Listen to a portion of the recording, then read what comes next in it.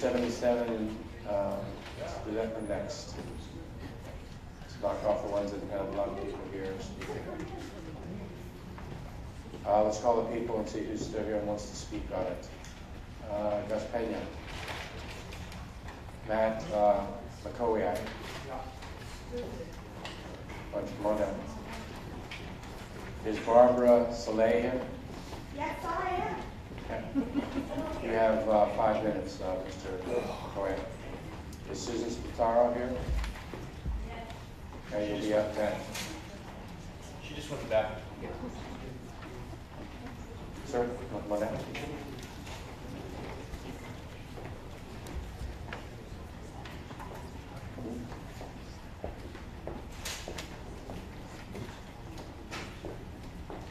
So you said 5 minutes, is that right? Yes. Okay.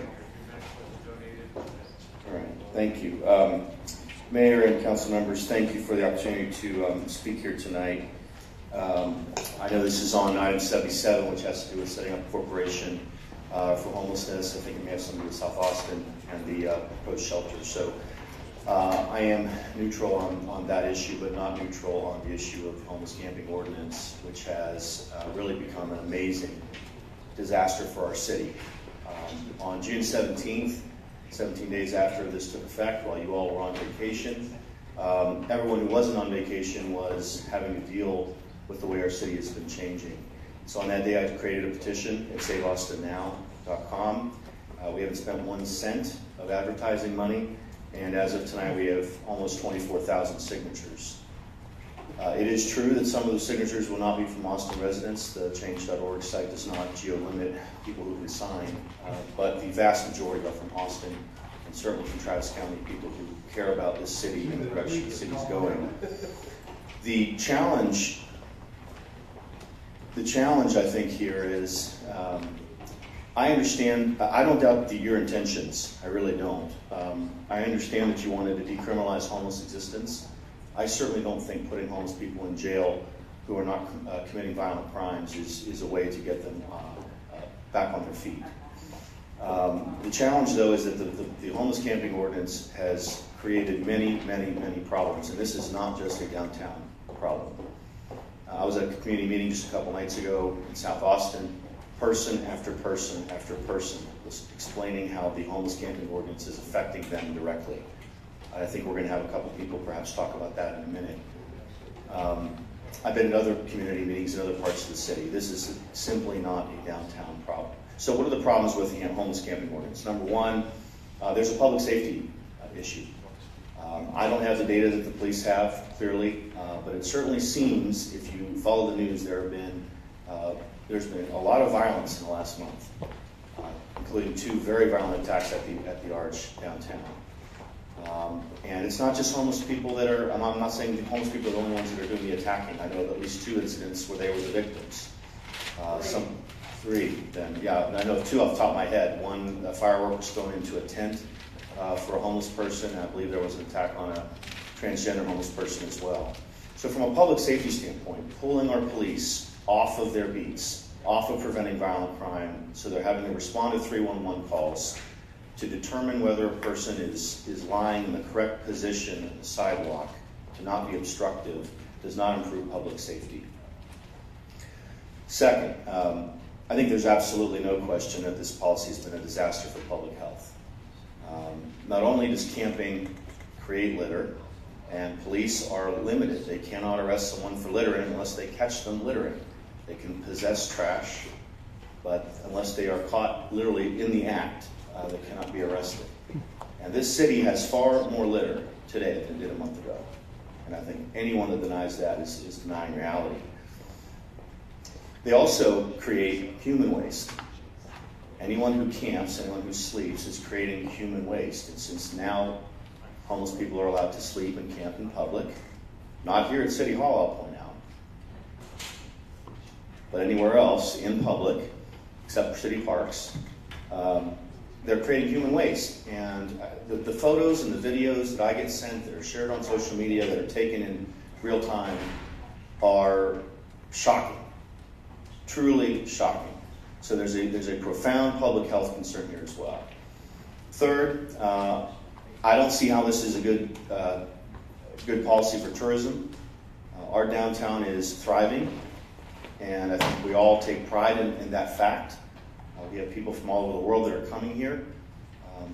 It is simply not good for tourism to have this be the image of Austin that people are seeing, that we are trying to effectively emulate the policies that we've seen in cities like Los Angeles, in San Francisco, in Seattle, in Honolulu. At least in some of those cities, they have specific places in those cities where homeless people can sleep and can camp. So I'm running out of time. I'm here tonight carrying the voices of the people who have signed our petition. I'm asking you, I guess at the August 22nd meeting, to undo this policy. You've hired a homeless czar that's taking over September 9th. We have 50,000 college students arriving in 2 weeks. We have the first UT home football game a week after that, and the next month we'll have hundreds of thousands of people attending ACL Festival. I am truly concerned this violence is going to get worse. Thank you. This is not a solution to the problem. Thank you all. Mayor, Yes. I have a couple of questions for Mr. Kumakovic. Sure. Good evening. Thanks for sticking around. Yeah, it's been a lot of fun. Nice to meet you. You too. You brought up tonight, and then several times I've seen or heard saying you can camp anywhere, not at City Hall, and then just now, and not at city parks, but also not at libraries or recreation centers or at the Capitol or at the governor's mansion. Are you aware of that? Not aware of those locations. No, I'm aware that private property, city parks, and City Hall were exempt. I was not aware of those additional exemptions. It's not an exemption, it's just city facilities generally that have curfews, like libraries and parks and the Capitol and the governor's mansion. Okay, So can you commit to making sure that you spread that information accurately? absolutely. Thank you for that commitment. What I also hope, and I don't think we need to debate now, but what I also hope is that whether we agree or disagree about the issues, and I appreciate you acknowledging that you believe in the intentions of what we're working on, I do. is that we try to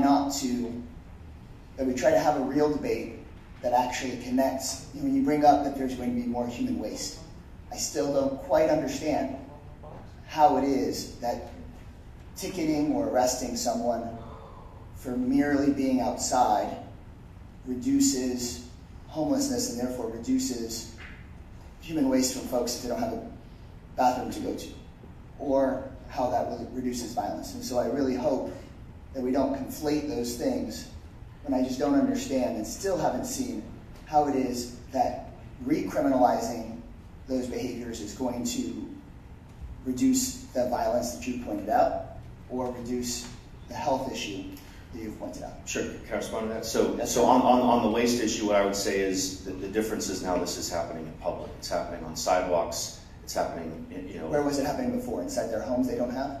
Well, it's happening wherever they congregate. A lot of times it happens under overpasses, under bridges. These are not. So where was it happening in June? Pardon me? So where was it happening in June? What I'm saying is, if you walk through downtown now or in other neighborhoods, it's now becoming a problem for citizens who are walking to school, walking their dog, walking in their neighborhood, to an extent that it wasn't before. Where were folks going to the bathroom in June? I don't listen. If you're asking me like where did homeless people congregate in this city? No, I'm not asking you that question. You said that there's more human waste and that it's causing a health issue. Right. Where were they going to the bathroom in June? What I am saying is that it is now in public, and it is basically not. It's basically something that we cannot avoid. It is unavoidable now. It was unavoidable in June. Thank you. It was unavoidable in June. We'll have a difference of opinion about that. I mean, that's fine. Now you asked about violence. Hold on, but you never answered my first question. So I don't even know that I understand the question. You If said you're that asking there's more me, human waste. One at a time. I'm sorry. Yes, I'm from Austin. I've been here since 1984. How about you? Hey, stay here. Okay. Okay, I'll turn it down. Sure. So you brought up the question of there being more human waste, and part of your testimony, I'm trying to understand that. Sure. And then let me say it differently. I'm not arguing that there is a different amount of waste, right? I imagine these individuals are producing the same amount of waste. I'm now arguing that it's happening throughout the city in ways that make it unavoidable for people who are just trying to go through their daily lives. And I just want to make sure you all have thought through, and I don't know if you have, maybe you have, the issue of human waste, if it's occurring in front of businesses, right, or on main roads near hotels, near bars, near restaurants. I can tell you that almost every single business owner in downtown Austin that I've come across is feeling the negative effects of this policy over the last month. And these are people who have supported many of you, support progressive ideals for the city. I mean, it is absolutely overwhelming, the negative response that those individuals are feeling on a day-to-day basis. Thanks for your time. Well, you mentioned violence. Can I just speak to that very, very quickly for a second? I think we've been here pretty late, and I think our points of view are probably have been pretty clear, but I appreciate your time. All right. Thank you, sir. Yes, thank you all very much. Susan Spataro. Mayor, would you allow Leo to come before me? You wanna pass? No, but I That's fine. So before I come, I'll Ray Collins, who's the next person to speak. Mayor, Mayor? Yes? just to clarify, this is the item that I've brought forward with our Right. co-sponsors on the local government corporation. And so Correct. just to kind of refocus the conversation on the item that we're posted for. Let's do it, because I didn't talk about it in part. Let's keep it germane. So the question here is not the ordinances that we have or don't have. There'll be opportunities to be able to discuss that. The question is, should we empower or create this body? You know, Ms. the Spataro. Okay, thank you, Susan Spataro. The first thing that I would kind of like to start with, thank you, is on page 2 of the resolution where it says, whereas Senate Bill 2, which lowered the multiplier used in the rollback rate from 8 to 3.5 for cities, for nearly every Texas city, will make it more challenging for the city of Austin to fund the aforementioned services and resources. I think that's important because there's a lot of, I think, misinterpretation of that. You are not limited to 3.5%, but you have to take it to the voters more than that. Now, why is that important? Because if you are looking to take it to the voters, it's important that you operate in a very transparent way and that the people are comfortable with the council. So say you recommend 5.5 or 6, whatever, that you get people to vote for that. So I think it's important that you carry on that way. I am really disappointed that it appears as though the convention and the homeless issues are tied together, and I feel it's a manipulation. It's just what I think. They should be separate. People deserve the homeless situation to be taken care of. We pay very high taxes in Austin, Texas, and I think it ought to be handled like everything else in a government way that is followed by government rules, and these individual corporations don't do that. They deviate from it. A statistic on the homelessness, and I hope you consider this, I looked at the point in time calculations that are given for the homeless in the population. The 4 years before 10-1, the number of homeless decreased by 15.9% during that 4-year period. It decreased every single year. In the year that I guess we'll call the 10-1 council term, 4 years, the homeless rate increased by 17.2%. Now you might say, well, maybe it's population that drives it. But in the previous 4 years, population increased by 8.8%, yet they decreased the homeless rate. And in this 4 years, not this year, but to 14, population increased 4.6%, and I got that from the demographer. So as a citizen, I think something is wrong the way that you've handled homelessness. Something changed in this 4 years, and I don't know what it is, but I think that a lot of money has been spent on it. We have organizations that are responsible. I think Central Health ought to step up for the mental health issues, and I hope you look at all of them. Thank you very much. Ray Collins, here. Why don't you come on down? Is Penny, Adrian here? She moved out of Austin. Cleo Petrosak is next. Mr. Collins. My name is Ray Collins. I'm speaking in support of this resolution. At the June 4th council work session, Councilmember Kazar kicked off a discussion of facility versus operations funding for the housing center on Ben White Frontage Road. From this starting point, which I understood, y'all proceeded into a discussion that went right over my head until I realized you were talking about a variety of funding sources and the restrictions on the use of those funds, of the various funds. Congratulations are due, Council, for proposing a local government corporation to solve the problems you highlighted on June 4th. I have two recommendations, the first being primarily City Manager Conk's responsibility to find a person capable of the quality of work done by Foundation Community's CFO, Ann Clift. In 2017, she won the Austin Business Journal Nonprofit CFO Award. In part, that award came from her ability to ensure that Foundation Communities correctly dispersed funds from various sources in accordance with the restrictions placed on them. She's an example of why I'm confident in my own support of Foundation Communities. And I say to the city manager that a hire of that caliber for the LGC is critical to elicit that same confidence in donors. My second recommendation is related to CFO performance in that it involves the allocation of unrestricted funds. I think of these as fill-in-the-blank funds. They are a solution to funding problems such as raised by Councilmember Kazar last June. The specific of my second recommendation is for the LGC to devote considerable effort to raising unrestricted funds, informing donors of their role and their importance, as I've just outlined. And I'll close with a caution to City Manager Conk that he can't have Ann Cliff. He's got to find somebody else. Okay, thank you. Is Shay Petrosak here? You'll be up next. I have 5 or We have 7. some donated time for Mario Cantu. Mario here?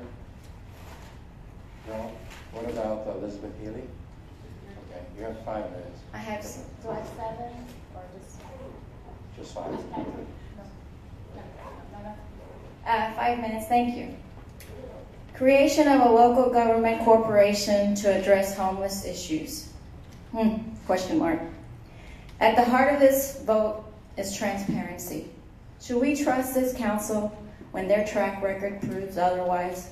See the Arch debacle and declining a month's notice invite when on live TV, Mayor Adler indicated he welcomes community forums with back and forth discussion just a few weeks ago.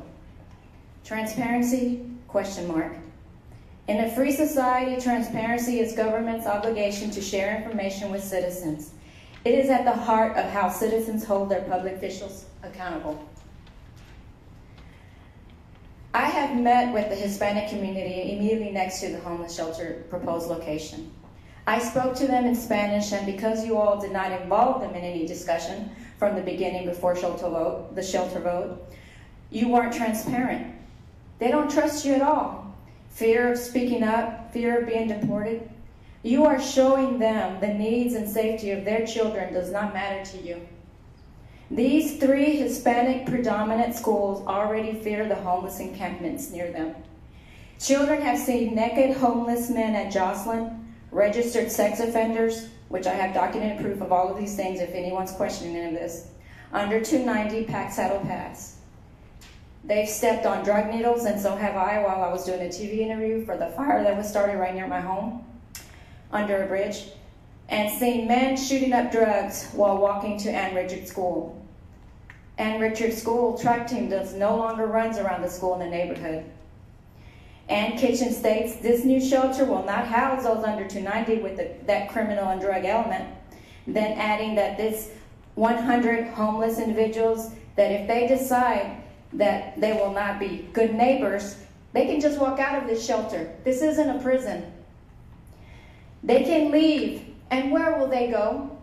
They will be near 3 predominant Hispanic schools and 1 Montessori school, and next to a neighborhood. In fact, If you go inside 1112 Ben White building, you can see into neighbors' lots from that building. That is near a neighborhood. And Ann Kitchen herself, in the April 6th meeting, which I asked for that meeting on homeless issues, because I have been very dedicated about homeless issues my whole adult professional life. She said and agreed that it should not be near the homeless shelter should not be near a residential area. As a daughter of Mexican immigrants, I am a former probation officer and social worker and have housed homeless and refugee families in my home. How many people can say that?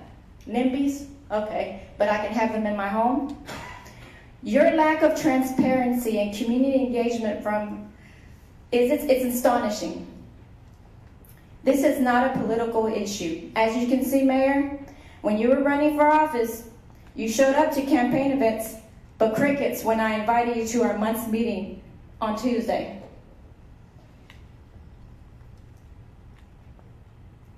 Oops, sorry. How do you go back the other way? Okay, there, Page Ellis. I got to meet you at the 354 Democrats, Blue Action Democrats meeting. You were campaigning. You had your constituent, a Safe Project handicap wheelchair constituent of yours, invite you to our meeting, but it was crickets from you too. But I got to meet you at the campaign event.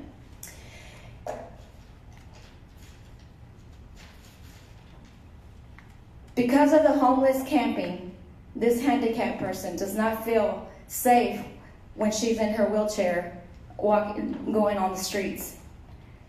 Handicapped individuals are a vulnerable population, and you declined to meet with them and her, and there were several at this meeting, but you were eager to show up for the Blue Action Democrats meeting.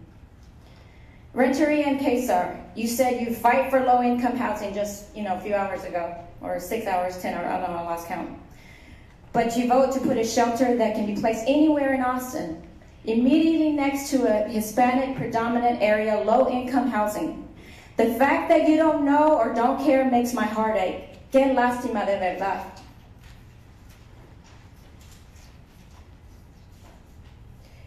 The majority of our 6,000 petitioners for my petition and our active 362 members, and this was all done in a month's notice that I've gathered these individuals. They've invested, has this been 5 minutes? It has been. Okay. Initial thought. They've invested in this and they have many questions. And I wanted to give you a couple of them, but I'll just give you one. I'd like to know why they selected this location and why they're not wanting to release the records and why they appealed to the Attorney General that the records not be released. Where is the transparency? Again, the transparency. Thank you. Again, the issue in front of us is the local government corporation. I was Mayor. talking about So, transparency. yes. I just want to state for the record that I did meet with Galindo Elementary School with their PTA. I did meet with the Galindo Neighborhood Association. And unless you live there, you attend those meetings, Yes. you would see me there. I've But atten- you did not see me there because you weren't there. No, I was at the Galindo neighborhood meeting just 2 weeks ago. I've been to almost every Western Trails neighborhood meeting. I've been to every neighborhood meeting, and I'm answering questions for you guys because you are not me. Hey, come on. Let's move on. Thank you. It's late. Shay? Petrusek, is Ellen Geiser here? What about Chris Harris? What about Emily Garrick? What about Roy Whaley? He'll be up next. Go ahead, sir. Yeah, I want to harp again on the transparency issue. I haven't spent near as much time. I have a job, as my wife, but it seems from the beginning that the council just missed the concern of residents and ignored, the real demand for information. The way that the site was selected was interesting, to say the very least. But on the point of the corporation, I have complete lack of ability to trust that the council can manage any of this. It seems like you're always behind the 8 ball answering questions. You don't want to answer them in the first place, and you don't want to show up at places where you have to just have open dialogue. And so things like the arch, the mess that is there.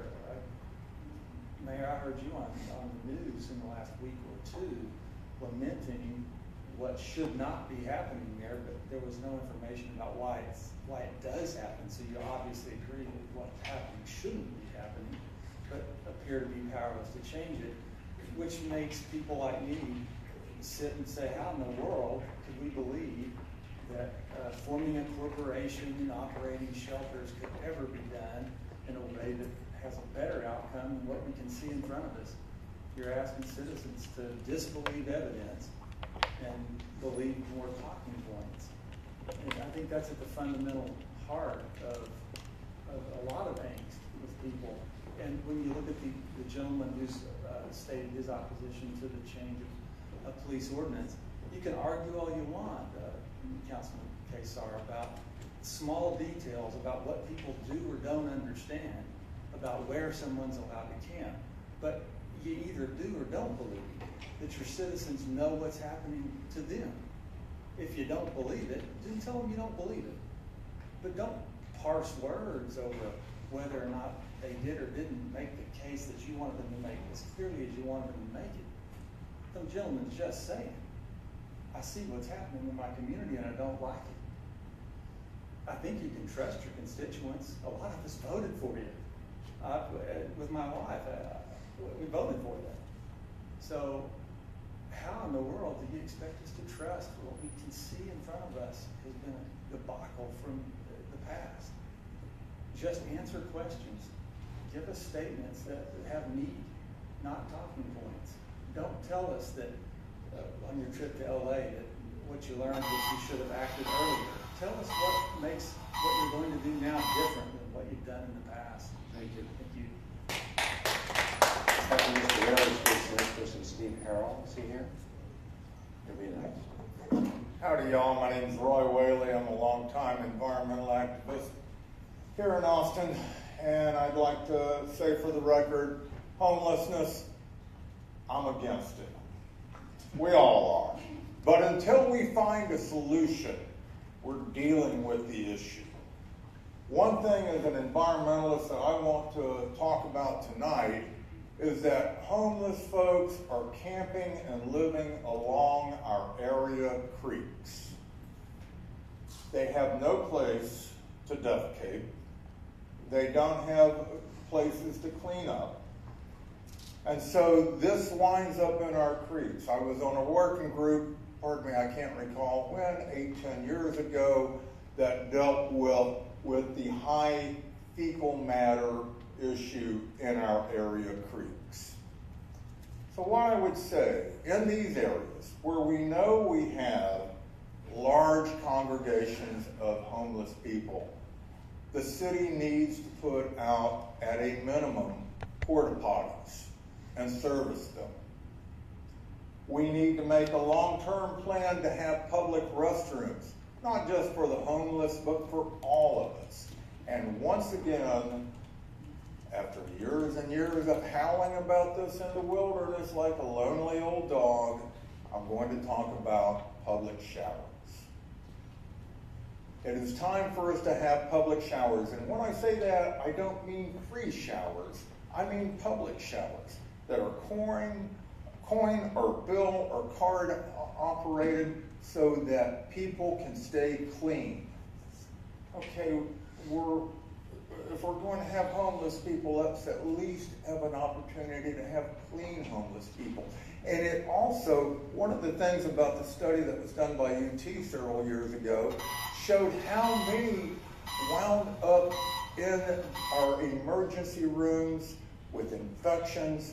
Let's get places where people can defecate, where they can relieve themselves, and where they can clean themselves, whether they're homeless or not. Thank you, sir.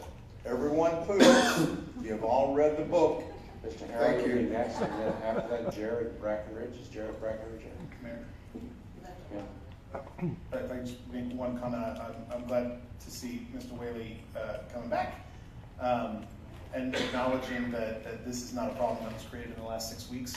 This is something that prior councils have struggled to solve. I know Councilmember Tugwell has worked very hard on this on a long list of resolutions, and for a number of reasons. Often because when the solution is identified, these surrounding folks really kind of freak out about it, and a lot of stuff has not been done that should have been done in the past. What excites me about the LGC is that it is a new way to do it. It is specifically the new way, and that's why I'm really thankful that you brought this forward. Okay. Wow, it's 1 in the morning. Sheriff Breckenridge, do you have any My Sabrina? bedtime, I sleep, you in my bed. Hi, I'm Steve Hill, the local homeless guy. I don't like the changes. I don't like tents. But I'm not here to talk about tents. I'm here to talk about a relationship local government. I think you should hire some local homeless guys for this local government. Also hire not just stakeholders, don't hire the arts, don't hire punch step. Get some fresh ideas in there. Get some fresh ideas from different people. Like this lady over here. Get her on this team. Get some homeless people on this team. Get other people involved, not the usual stakeholders, because we know what they want. But get some fresh ideas and stuff like that. I need to apologize for my people. I don't know what they're doing. They ain't treating you guys right. I understand your frustration, so I apologize for you guys, from me to you guys. But I give you guys kudos too, because you guys are doing something about it. And you guys are doing something that no one else in the nation wants to touch it. So let's work together, let's figure this issue out. And I think we could do this, because there's only 2,500 of us, and you guys are 2.5 million. So we can figure something out. And let's make people happy again. Thank you. Thank you, Mr. Harrell. Mayor, Joe, yes? I just wanted to quickly thank Mr. Hull. I think we did acknowledge your work on the fountain issue earlier today, but I'm not sure that you were here. But thank you again for your advocacy. Water for fountains. water fountains that did pass this morning, and I appreciate it. Right now, you can't get water right now. We're running out of a car. Yeah. Well, I appreciate so much you coming down and talking to us and advocating for the water fountains. I'm glad to see that moving forward. We also did include a little bit toward the end of the resolution to ask that it be expedited, in part because it did take us a while to get moving on the restrooms. But in answer to Mr.